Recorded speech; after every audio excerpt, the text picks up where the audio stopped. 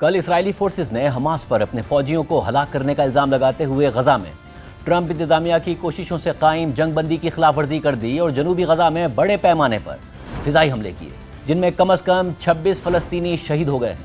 मगर seize fire की खिलाफ वर्जी करने और इतनी बड़ी तादाद में फ़लस्तीनियों को शहीद करने के बाद इसराइली फोर्सेस ने एक बार फिर सीज़ फायर की पाबंदी करने का ऐलान कर दिया। इन हमलों के तकरीबन 10 घंटे बाद इसराइली फोर्सेस ने एक बयान में कहा कि सियासी क़यादत की हिदायत और अहम हमलों के सिलसिले के बाद इसराइली फ़ौज ने जंगबंदी की दोबारा पाबंदी शुरू कर दी है। बयान में मज़ीद कहा गया है कि इसराइली फ़ौज जंगबंदी के मुआहदे पर अमल दरामद जारी रखेगी और मुआहदे की किसी भी खिलाफ वर्जी पर सख्त रद्द अमल देगी। गजा में फ़िज़ाई हमलों से पहले इसराइली फ़ौज ने हमास पर अपने फ़ौजियों को निशाना बनाने का इल्ज़ाम आयद कर दिया था और कहा था कि इन हमलों में उसके 2 फ़ौजी हलाक हुए थे, मगर हमास ने इल्ज़ामात की तरदीद कर दी थी। इस हवाले से हमास के मिलिट्री विंग अल-क़स्साम ब्रिगेड ने एक बयान में कहा कि हमें रफ़ा के इलाके में किसी भी झड़प या वाक़े की कोई इत्तला नहीं है और ये इलाके काबिज़ इसराइली फ़ौज के कंट्रोल में हैं और वहाँ मौजूद बाकी ग्रुप से हमारा राब्ता मार्च में जंग दोबारा शुरू होने के बाद से मुनक़ता है। जबकि कल रात को सहाफ़ियों से बात करते हुए अमरीकी सदर ट्रंप ने कहा कि बागी जंगजू इन हमलों में मुलविस हो सकते हैं। हो सकता है कि हमास की क़यादत का इन हमलों में कोई किरदार ना हो।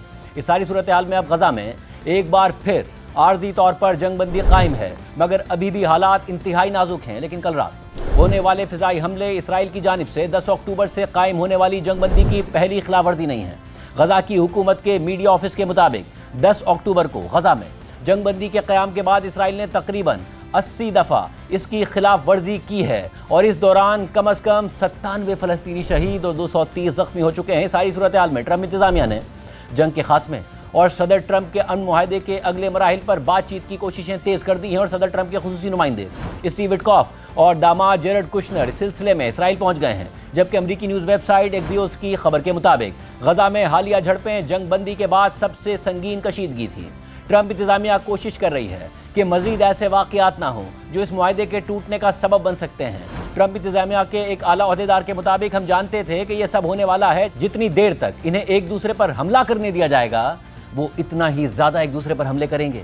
अमरीकी और इसराइली हुकाम ने बताया कि इसराइल ने हमलों से पहले जंगबंदी की निगरानी करने वाले अमरीकी कमांड सेंटर के जरिए ट्रंप इंतजामिया को आगाह कर दिया था। एक अमरीकी ओहदेदार के मुताबिक सदर ट्रंप के खुसूसी नुमाइंदे स्टीव विटकॉफ और दामाद जेरेड कुशनर ने इसराइली वज़ीर रॉन ड्रमर और दीगर हुक्काम के साथ फ़ोन पर राब्ता किया ताकि मुआहदे के अगले इक़दामात पर बातचीत की जा सके।